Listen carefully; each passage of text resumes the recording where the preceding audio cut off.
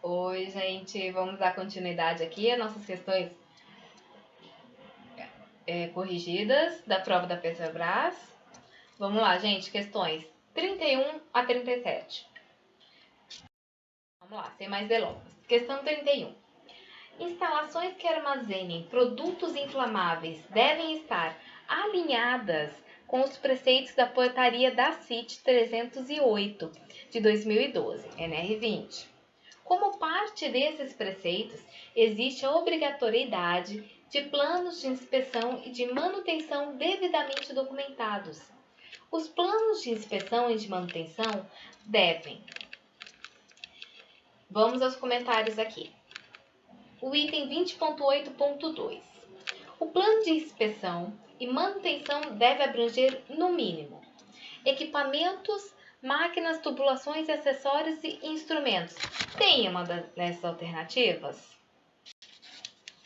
Tem sim. Alternativa C, e achamos a resposta. Tá?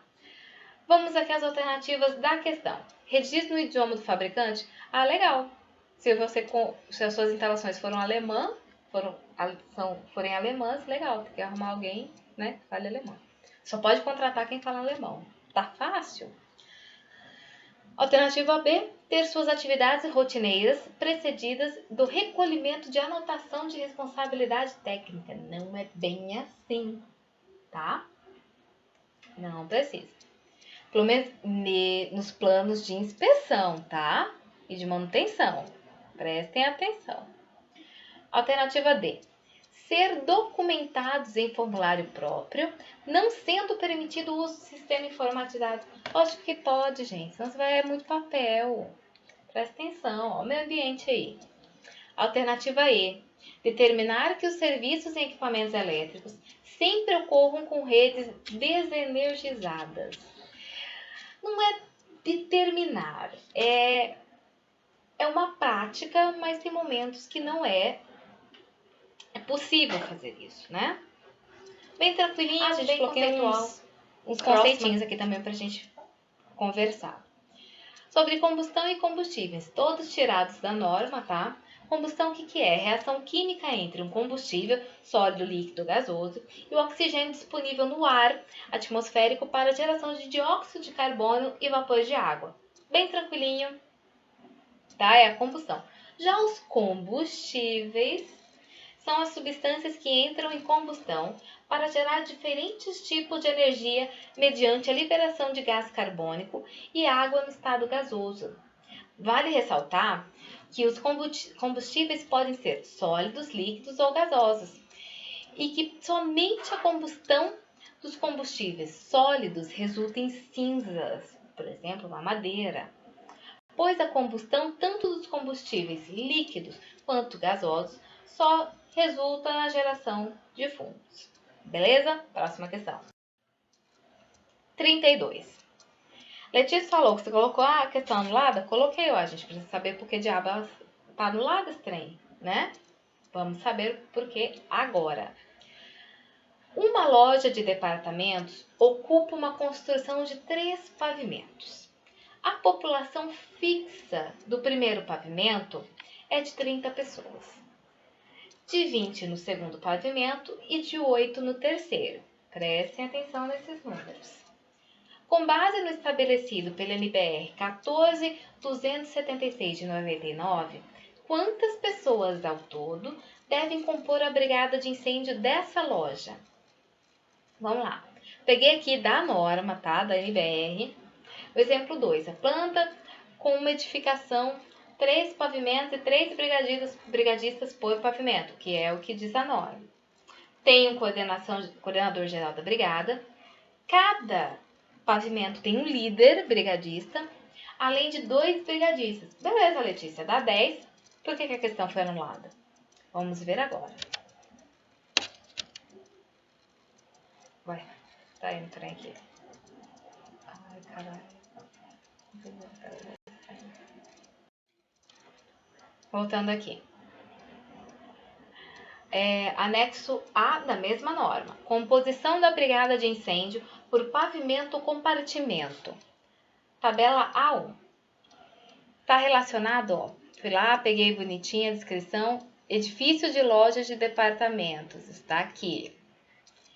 Nós temos, a questão não nos disse o grau de risco, baixo, médio ou alto. E eu preciso saber esse grau de risco para determinar o número de pessoas. Esse é o motivo pelo qual a questão foi anulada, ok?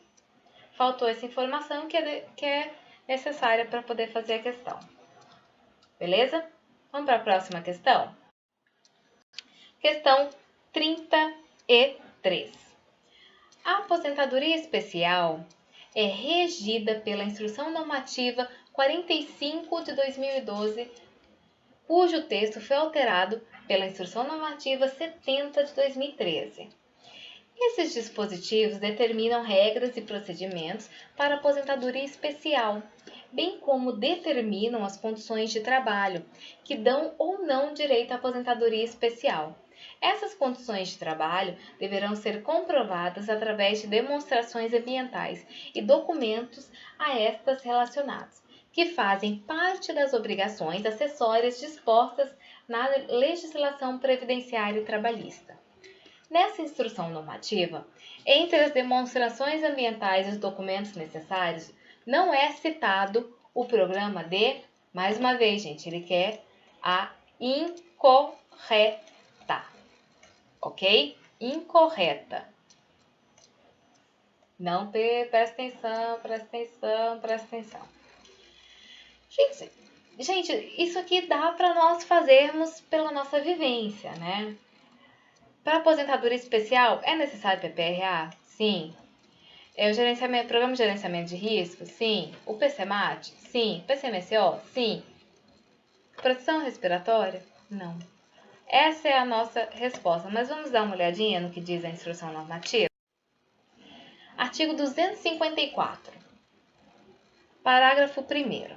As demonstrações ambientais e os documentos a estas relacionados do que trata o caput constituem-se, entre outros, nos seguintes documentos: PPRA, PGR, PCMAT, PCMSO, LTCAT e PPP.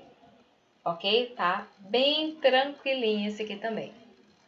Mas pela nossa vivência nós conseguimos até tirar de letra, né? Vamos para a próxima questão. Questão 34. A instalação de tanques contendo líquidos inflamáveis no interior de edifícios deve ser precedida de projeto e de análise preliminar de perigos e riscos, ambos elaborados por profissional legalmente habilitado.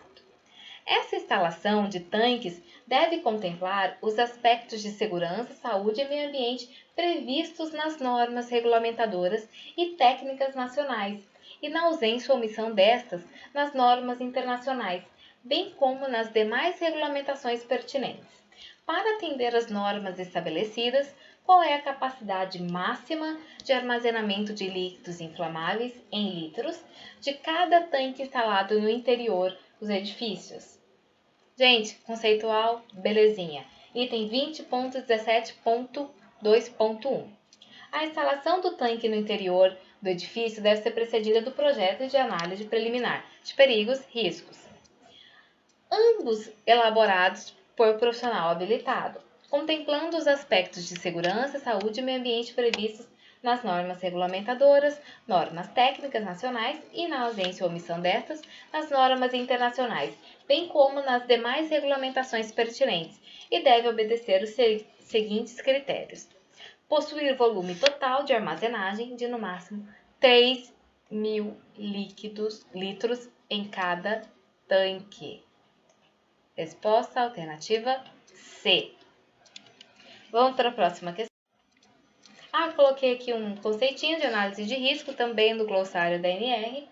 Ele trata-se de uma análise por meio do qual torna-se plenamente possível conhecermos, os riscos aos quais estejamos expostos em nosso meio de trabalho, bem como a categoria e as medidas de controle de cada uma delas. Bem tranquilo. Questão 35. Plano de ação de emergência deve basear-se nos resultados das ações preventivas previstas no Programa de Gerenciamento de Risco, quando este é realizado e na legislação vigente. O plano deve também contemplar os aspectos listados a seguir, exceto, mais uma vez, que é a incorreta, ok? Bora lá. Alternativa A, descrição das instalações envolvidas. Aqui, ó, o item 4.1 da norma, plano de emergência contra incêndio, aqui, ó. Descrição das instalações envolvidas. Aqui, ó. Construção, tá? Tem que falar o tipo que é, como que é, as características de funcionamento, tudo bonitinho. Área de abrangência, localização, fluxograma de acionamento.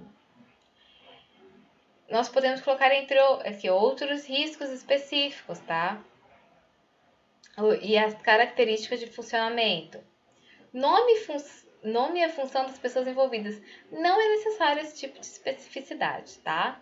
E os cenários acidentais considerados, tá? Que as características e tal, tá bem tranquilo. E se precisa, agora o nome e função das pessoas envolvidas não é necessário, então é a nossa resposta correta, ok? Vamos para a próxima questão. Gente, os conceitinhos de população fixa e flutuante, que já apareceram em duas outras questões nessas nossas correções. A fixa é aquela que permanece regularmente na planta, considerando-se os turnos de trabalho e a natureza da ocupação, bem como os terceiros nessas condições. E a flutuante é aquela que não permanece regularmente na planta, será sempre considerado o número máximo diário de pessoas. Por exemplo, população fixa. Incluindo os terceiros, eu vou dar um exemplo de uma empresa que eu trabalhei. Nós tínhamos uma planta bem grande com os empregados fixos. E para a área administrativa, limpeza e segurança eram terceirizados, mas eram fixos, era um número fixo. Então, ele entra como população fixa, porque está sempre lá. Já a flutuante era aqueles terceiros, aqueles profissionais que iam esporadicamente na empresa, fazer um conserto de uma máquina específica, uma reunião com alguém, é isso aí, tá bom? E em linhas gerais é isso aí. Próxima questão. Letícia falou que mais uma questão anulada, eu falei mais uma questão anulada, nós vamos ter que saber por que está anulada. Se precisar fazer um recurso, já sabe como, já sabe quando, quanto e por quê, né? Vamos lá. O auxílio acidente de qualquer natureza será concedido pela Previdência Social segurado, dentre outros. Gente, o que eu creio que faltou nessa questão é falar da carência. Porque, olha, vamos às alternativas. Autônomo. Não se fala mais autônomo, se fala contribuinte individual. Pronto, aí já saiu essa alternativa. A denominação ultrapassada. Empregado, sempre. Que essa era a resposta que estava no gabarito, inclusive. Isso aqui é óbvio. Empregado, beleza. O empregado ele não precisa de carência. Empregado e empregado doméstico, eles não precisam de carência. O restante, o facultativo individual, precisam de carência. Eles têm as carências de contribuição. Eu não lembro bem quantas são, mas eles estão entre 10 e 12, se eu não me engano. Depende do tipo de segurado Então, gente, realmente ficou sem resposta essa questão, porque todos são, tirando a denominação ultrapassada, todos têm direito. O que os diferencia é o tempo de carência, tá? Vamos lá. O auxílio acidente é uma indenização ao segurado empregado, inclusive ao doméstico, ao trabalhador avulso e ao segurado especial. Pronto, acabou, né? Após a consolidação das lesões decorrentes de acidentes de qualquer natureza, resultar sequela definitiva que implicam na redução da capacidade laborativa, considerada a atividade exercida na data do acidente, né? Então é isso aí, tá bem tranquilinho. Vamos para a próxima questão. 33. Gente, olha quem está de volta, né? Os ciclos, maravilhoso. Vamos lá, como eu disse para vocês, muda os valores só. As questões são as mesmas. Em um estaleiro, existem diversas fontes de ruído. Um trabalhador que realize suas atividades nesse ambiente necessita ter sua exposição ao ruído monitorada com vistas à situação de insalubridade, dentre outras. Infelizmente, a empresa responsável pela medição não dispõe de dosímetro. Por esse motivo, viu-se obrigada a realizar as medições com decibelímetro. O resultado das medições está apresentado na tabela a seguir. 3 horas e meia, 86 decibéis, 2 horas 85, 3 horas 87, 30 minutos 83. O valor do resultado da exposição de ruído é D. Ou seja, ele quer a dose, né? Gente, o único que nós não vamos considerar aqui é o que está abaixo. O que está abaixo do limite nós não consideramos, então 83 não será considerado, ok? Vamos lá, mais uma peculiaridade desta questão. Como nós temos aqui minutos com horas, vamos transformar tudo em minuto? Tanto o tempo de exposição como o tempo de exposição máxima permitida? Beleza. Vamos lá. Para o primeiro ciclo, foram 210 minutos, né, que é 3 horas e meia, e 420 dividido por 420 minutos, que é o tempo de exposição máxima permitida para 86 decibéis. Mais 120 minutos, que são 2 horas, dividido por 480 minutos, que é o tempo de exposição máxima permitida para 85 decibéis. 180 minutos dividido por 360. São 3 horas e 360 é o tempo máximo permitido para 87 decibéis. Não vamos calcular 83, porque está abaixo do limite de tolerância, tá bom? Gente, essa é outra questão que está bem tranquilinho. Os números dá para fazer de cabeça, tá? Vamos aprender a fazer de cabeça. Olha, a gente economiza muito tempo. Vamos lá. 210 é quanto de 420? É metade, né? Então, 0,5. Se nós pegarmos 480 e dividirmos em 4 partes, qual o valor de cada parte? 120. Então, a divisão de 120 por 480 é 0,25, 1/4 de 480, ok? Mais 180 dividido por 360, quanto de 36 a 180? Metade, né? 0,5. Somando todos esses valores, deu 1,25. Alternativa D é a resposta da nossa questão. Beleza? Gente, essa é a última questão desse vídeo. Já vou gravar as próximas questões.